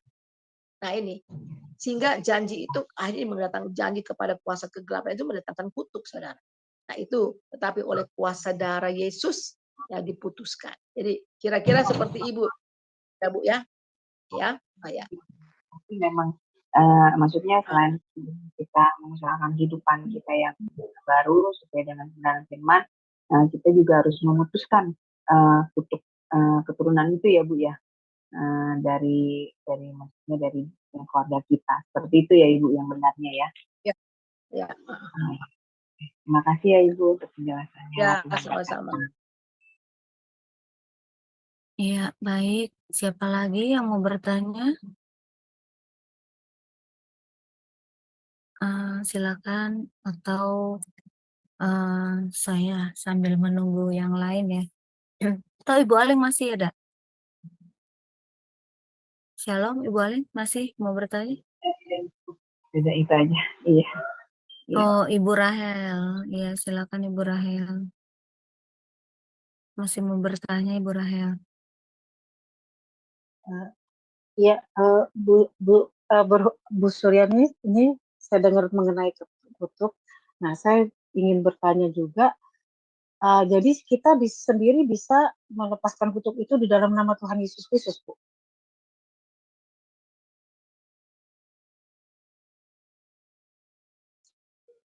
Shalom Ibu, Ibu Suryani. Shalom Ibu Pendeta. Oh iya, Iya, kedengeran sekarang ya, silakan. sorry saya lupa. Iya. Ya kalau kita memang sadar akan hal itu ya kita catat apa-apa aja dan kita rebuke ya, kita tengking, kita putuskan, saya putuskan. Misalnya ini ya bisa ya. Tapi kalau Karena ada gini, Bu. teman satu lagi yang kalau ada teman bisa, itu Bu. lebih ya bisa. Oh bisa. gitu, Bu. Apa perlu Iya, saya bisa. dibantu sama pendeta atau gimana, Bu? Atau Ya lebih gimana, baik kan kita saling ini ya, saling menguatkan satu dengan yang lain. Oh ya. Tetapi kita sendiri juga bisa. Kalau kita sadar akan hal itu Tuhan tunjukkan ya kita bisa. Kita putuskan, saya sangkal, saya tolak di dalam nama Yesus ya. Oh ya.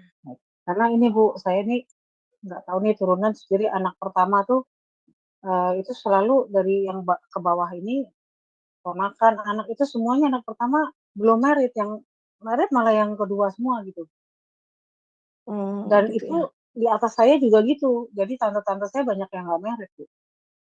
Jadi kan Iya, itu bukan suatu kebetulan kan gitu. Iya, Karena betul. sama gitu Bu kejadiannya. Iya, betul. Jadi kalau saya tengking berarti turunan saya nggak akan mengalami itu Bu ya.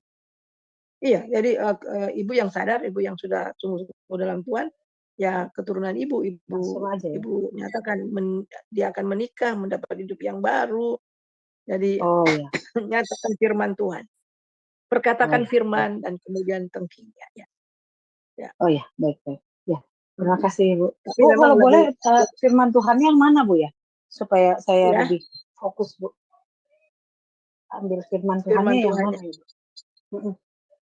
Ya, firman Tuhannya sih ada banyak ya. Nanti lah Bu ya saya kasih ya, nanti saya sharing ya.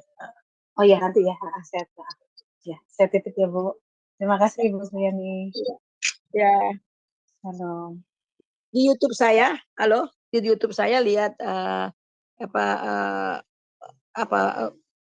breakthrough ya apa ya, saya di situ lihat aja di YouTube saya ada tuh Bu beberapa bulan yang lalu itu tentang tentang dibebaskan dari kutuk-kutuk, mematahkan kutuk ya, mematahkan kutuk-kutuk generasi.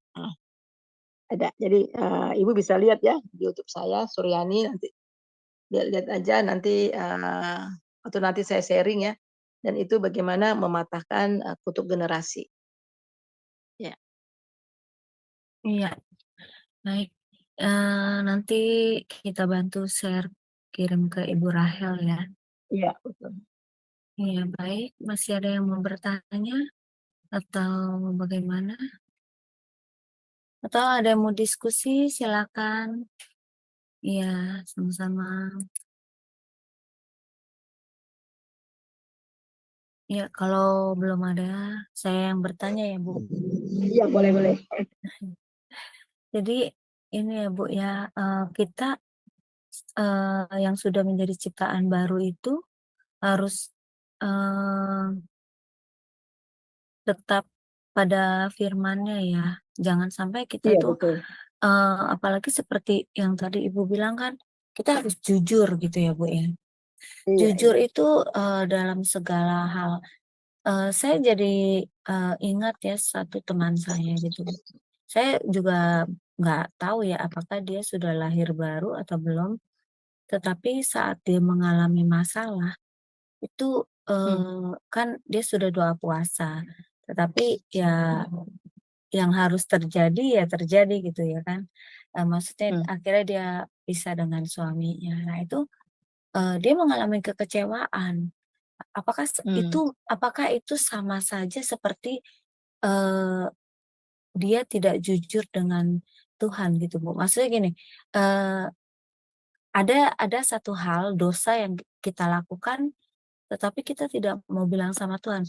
Contohnya begini, saya mencuri, tetapi di saat saya berdoa, saya ada masalah dengan suami, yang saya, katakan ke Tuhan itu, "Tuhan ampuni, mungkin saya melakukan kesalahan kepada suami." Nah, tetapi kita kita tidak mengatakan, "Tuhan ampuni, mungkin saya telah melakukan kesalahan seperti mencuri di waktu yang lalu." Nah, mungkin dia tidak mengatakan seperti itu kali ya, Bu, ya? Atau bagaimana, Bu?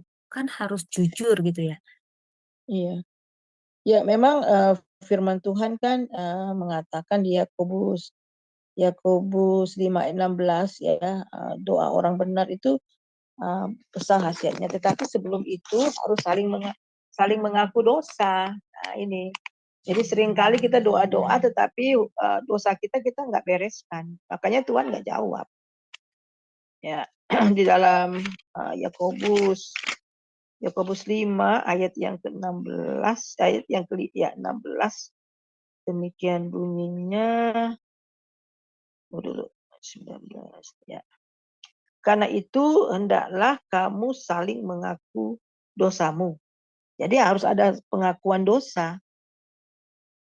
dan saling mendoakan supaya kamu sembuh. Doa orang benar bila dengan yakin didoakan sangat besar kuasanya. Ada orang hanya ambil bila dengan yakin didoakan sangat besar. Hanya pakai ini aja, doa orang benar bila dengan yakin didoakan sangat besar kuasanya. Hanya ambil kalimat ini, tapi kalimat di atas saling mengampuni, saling mengaku dosa dan saling mendoakan nggak dibaca. Sebenarnya kalimat yang di atas itu menentukan saling mengaku dosa. Ya, jadi kita nggak bisa menutupi dosa. Ketika ada seorang Tuhan memberikan ilustrasi, kalau kamu mau memberikan persembahan kepada Tuhan, dan kalau kamu teringat ada hati orang sesuatu yang nggak baik sama kamu, ya ada ngeganjel gitu, tinggalkan dulu persembahan itu. Kemudian berdamai dulu dengan orang itu, baru beribadah. Nah gitu. Jadi penyelesaian dosa ini, pengakuan dosa ini harus dilakukan. Jadi Tuhan bilang ya kamu minta ampun, tapi dosa kamu tetap jalankan. Nggak bisa. Ya begitu ya, kira-kira Anaya, bukan kira-kira begitu jawabannya ya. Iya, baik.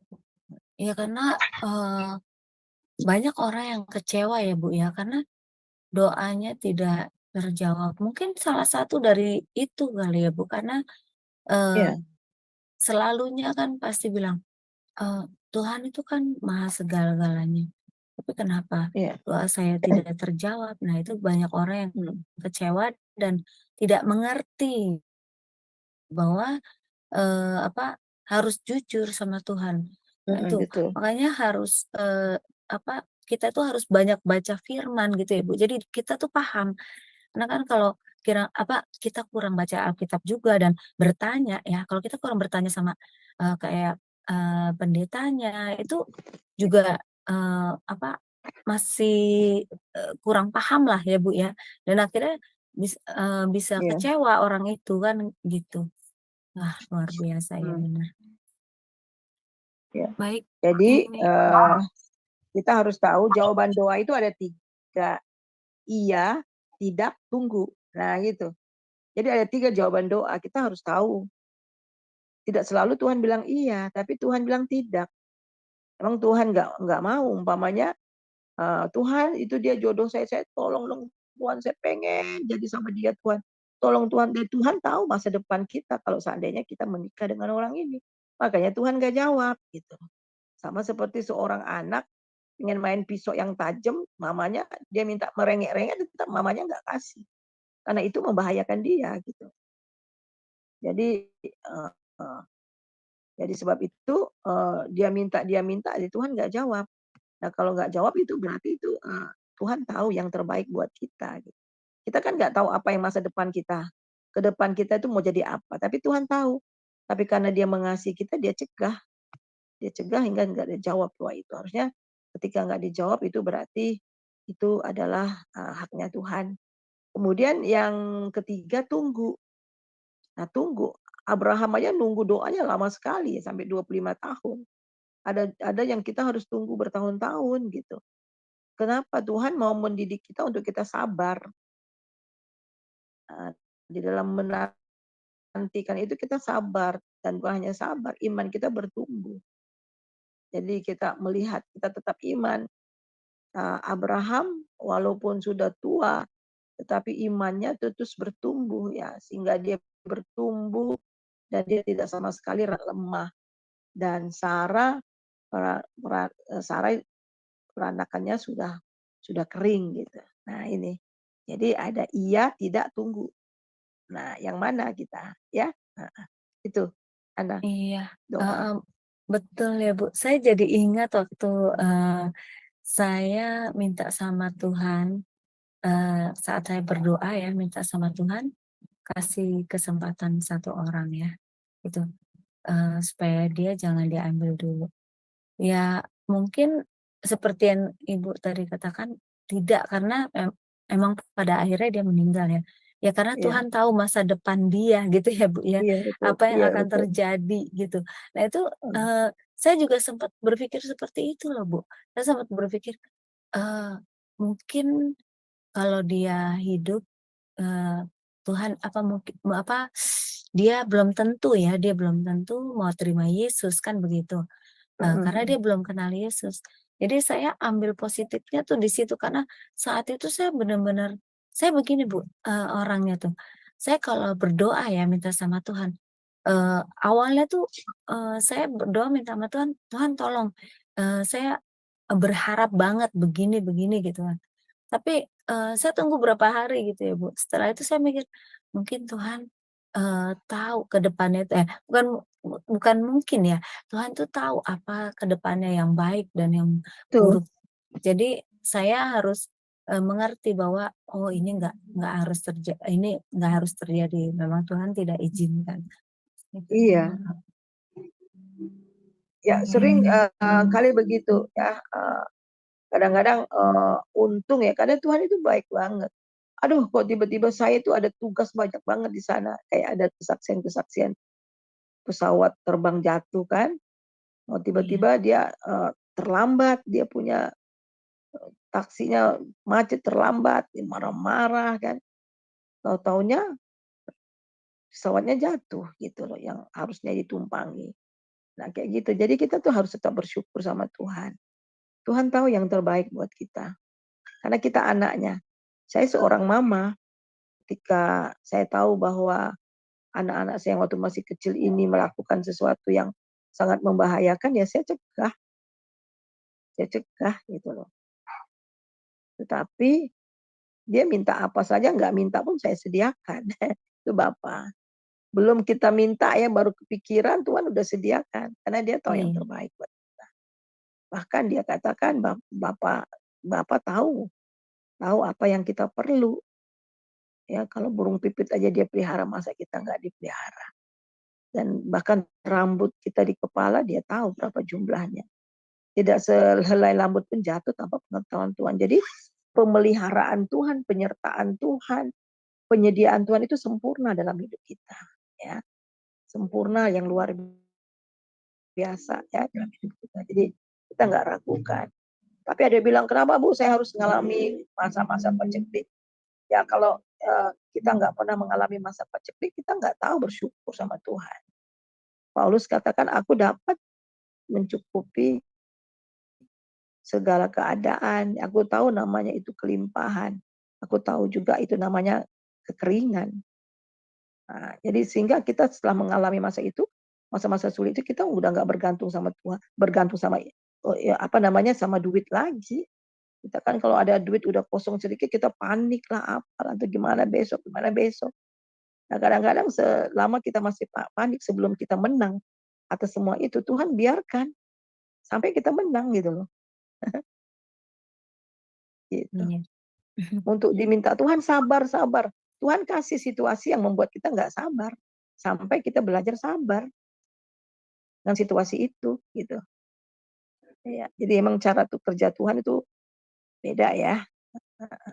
Dia lebih banyak, dia tahu apa kita dan sekali lagi membentuk kita itu seperti Yesaya 43 ayat 7 yang kalau dalam bahasa Inggris all who call by name, kemudian created ya, kemudian for his glory, kemudian form and made. Jadi kita itu dipanggil, diciptakan, dibentuk dan dijadikan. Nah, setelah dibentuk kita jadi gitu. Nah, itu kata-kata yang dari Yesaya itu ya. Saya rasa itu saja. Gimana? Iya. Terima kasih Ibu. Baik, Iya. masih ada lagi yang mau bertanya atau mau diskusi? Diskusi atau tambahan boleh sampai mau nambah. Iya. Oh, Ibu Alin, silakan Ibu Alin. Tadi kan ada Ibu Ana menanyakan tentang temennya ya, yang dia bercerai dengan pasangannya. Terus kemudian kan Ibu bilang doanya tidak dijawab karena mereka tidak mau saling memaafkan, saling mendoakan. Jika pasangannya itu tidak mau melakukan itu, tapi kitanya mau itu bagaimana ini? Jika pasangan, misalnya saya dengan pasangan saya, jika saya mau memaafkan dia, mendoakan dia, tapi tidak dengan pasangan saya, itu gimana tuh dengan doa kita? Kalau keadaannya seperti itu, kan harusnya kan kita saling memaafkan dan saling mendoakan gitu. Doa kita kan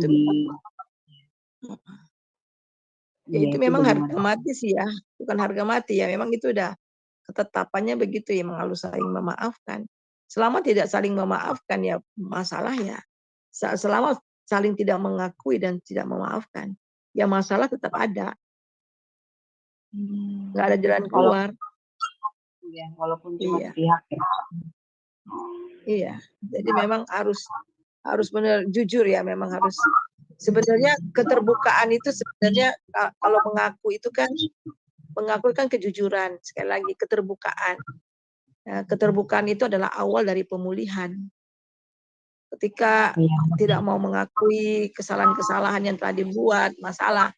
Tapi ketika kita jujur dan terbuka, di situ justru pemulihan terjadi. Ya.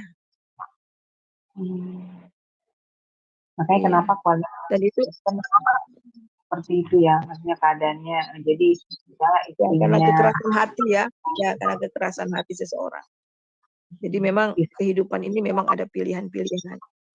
Kita memilih mau ikut Tuhan atau ego kita gitu kan. Kalau yang namanya sebuah keluarga yang memang udah keharusan pasangan itu satu sama lain harus jujur ya, terbuka. Maksudnya dosa di hadapan Tuhan, maksudnya harus berdua-duaan, nggak bisa sepihak ya. Karena pemulihan itu nggak akan dalam keluarga itu ya.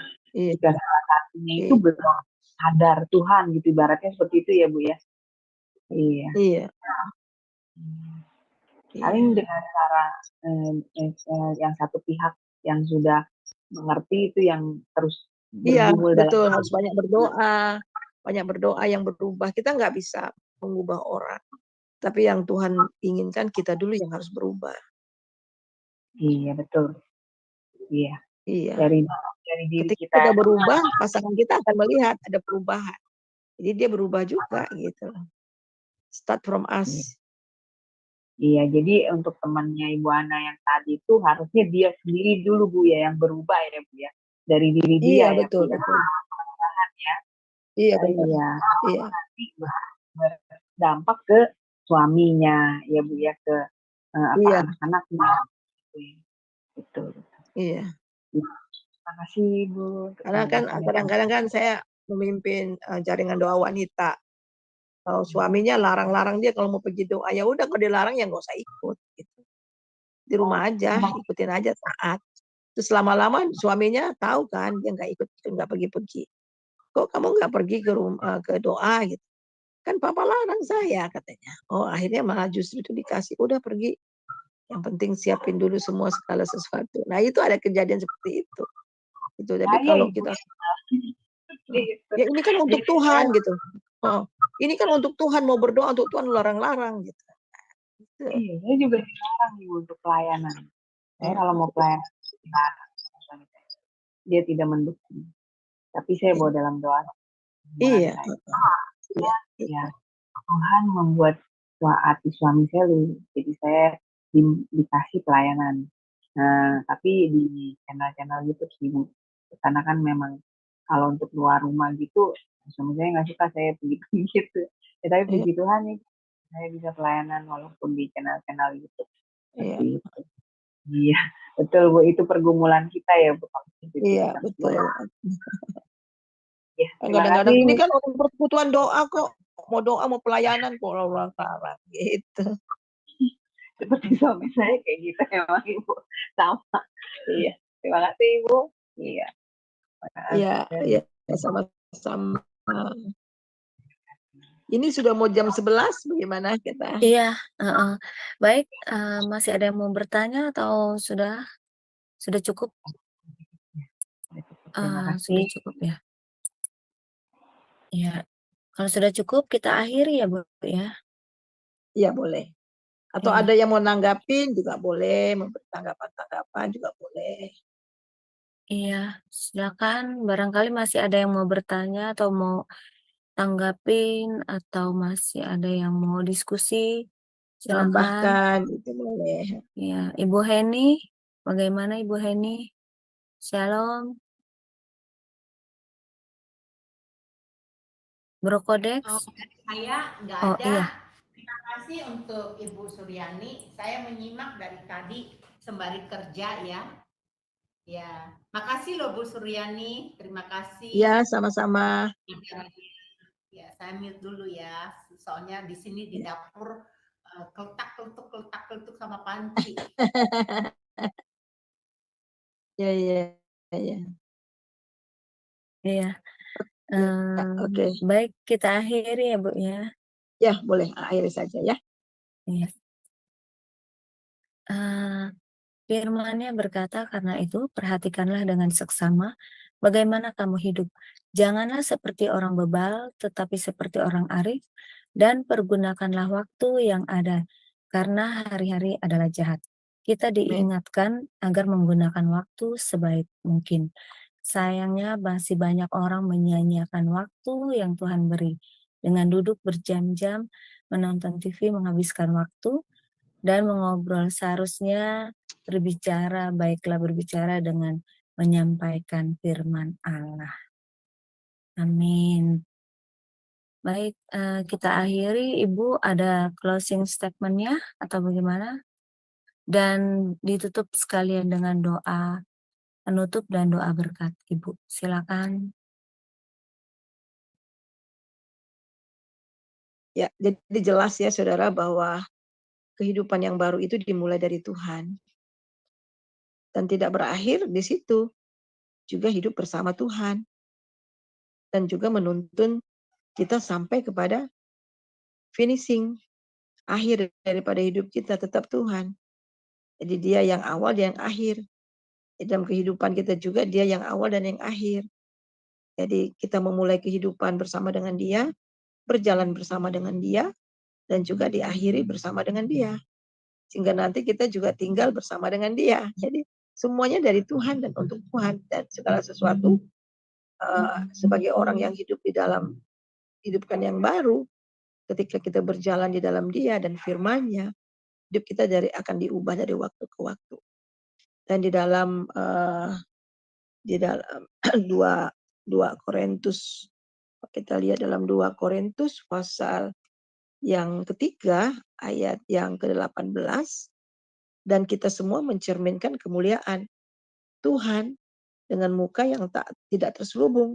Dan karena kemuliaan itu datangnya dari Tuhan yang adalah roh, maka kita diubah menjadi serupa dengan gambarnya dalam kemuliaan yang semakin besar. Wah, dahsyat. Jadi Tuhan sendiri itu yang mengubah kita lewat Roh Kudusnya. Ya, lewat kudusnya, oleh Roh Kudusnya, maka kita diubah menjadi serupa dengan gambarnya. Seperti tadi saya katakan, kita sudah terus diubah, menjadi serupa dengan gambarnya, gambar anaknya. Dalam apa? Dalam kemuliaan yang semakin besar. Jadi kehidupan yang baru memulai dari dia, kemudian berjalan di dalam dia, dan mengakhirinya juga dengan dia. Ya itu saja. Tuhan Yesus memberkati. Langsung doa penutup Ibu, sekalian doa berkat. Mari kita Terima berdoa ya. kasih. Terima kasih Tuhan untuk fellowship pada malam ini. Terima kasih untuk firman-Mu yang dahsyat, yang luar biasa. Biarlah kami hidup menurut apa yang Tuhan kehendaki dalam hidup kami. Bapa yang kekasih di dalam Tuhan Yesus, biarlah setiap firman Tuhan yang kami dengar terus bekerja sehingga mengubah dan membentuk kami untuk menjadi terus serupa dengan Kristus. Terima kasih Bapa. Berkati grup channel Sema Adonai ini beserta channel-channel yang lain juga Tuhan memberkati. Saudara yang kekasih, mari kita angkat hati kita, terima berkat daripada Tuhan. Damai sejahtera sukacita yang melimpah-limpah dari Bapa di dalam Tuhan Yesus, serta persekutuan yang manis dari Roh Kudus senantiasa menyertai saudara mulai hari ini sampai Maranatha. Haleluya.